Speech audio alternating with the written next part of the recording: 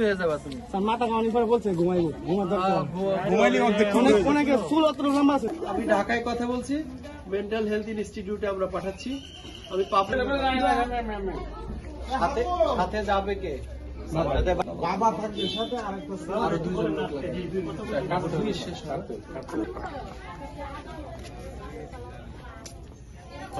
সমস্ত দায়ভার মানে মানে খরচ।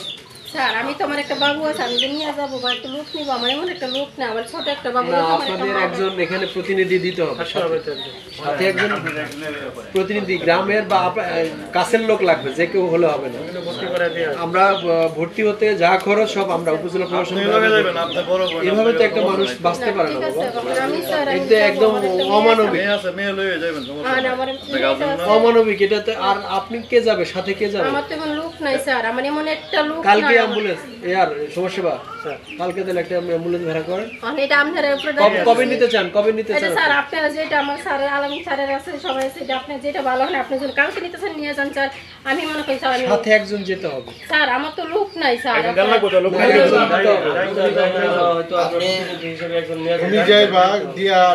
প্রতিনিধি দিতে হবে, আমরা ব্যবস্থা করব।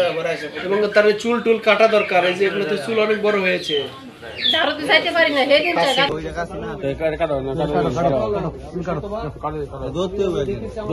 পরে অ্যাম্বুলেন্স থাকবে, অ্যাম্বুলেন্স ভর্তি করা লাগবে তো।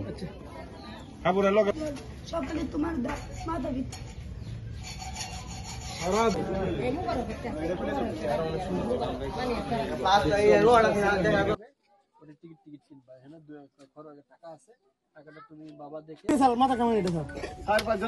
তুমি এখন সুস্থ হয়ে যাবে বাবা।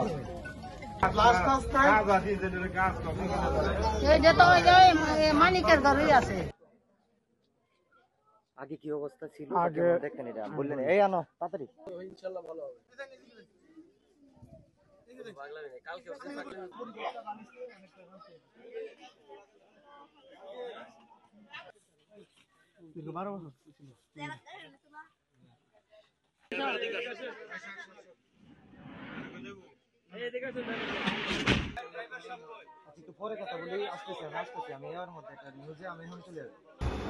আপনার মডেল তালতলাগণের গাঁও আসমা জাহাঙ্গীর অনেকদিন যাবত তাদের শিকল বেরিয়ে দেওয়া, কারণ হলো এরা যদি শিকল বেরিয়ে না দেয় তাহলে যে কোনো সময় এদের মানে মানুষের হিতাহিতি জ্ঞান নাই, তো যে কোনো মতো বড় ধরনের দুর্ঘটনা ঘটতে পারে।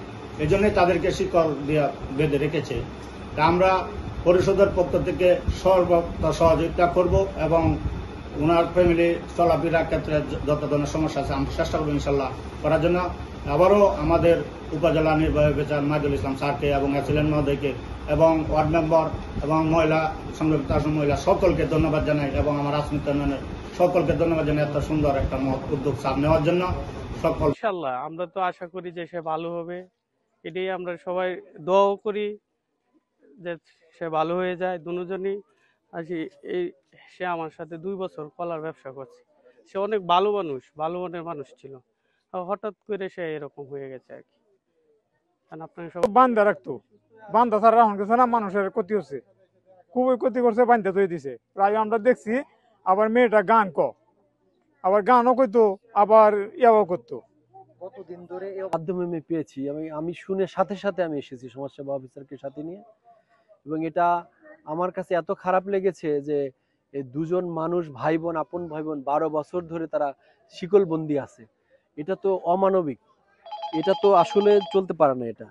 এবং এটা পরে আমাদের জেলা প্রশাসন ডিসি স্যার এটা বলেছে যে আমাদের জেলা প্রশাসক স্যার বলেছে তো তোমার যা যা করণীয় দরকার তুমি সব ব্যবস্থা গ্রহণ করো। তা আমি সে প্রেক্ষিতে আমার মানবিক দৃষ্টিকোণ থেকে মানুষের জন্যই কিন্তু প্রশাসন, মানুষের সেবা করার জন্য আমরা আছি। তা আমার সেই মানবিক দিক থেকে আমার মনে হয়েছে যে না, এই ছেলে মেয়ে দুটোর চিকিৎসা করা দরকার এবং তাদের চিকিৎসার জন্য যত ব্যয়ভার আমাদের উপজেলা প্রশাসন ব্যয়ভার বহন করবে। এবং এলাকাবাসী যারা আছে আমি সবাইকে বলবো এই দরিদ্র ফ্যামিলি, একেবারে দরিদ্র, তাদের পাশে থাকার জন্য। এবং আমি বলবো ইনশাল্লাহ তারা অবশ্যই সুস্থ হয়ে ফেরত আসবে।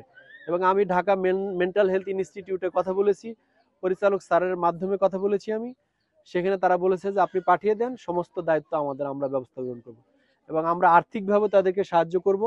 তার যে যা আমি অ্যাম্বুলেন্স নিয়ে এসেছি, অ্যাম্বুলেন্সের যা ভাড়াটা সব আমরা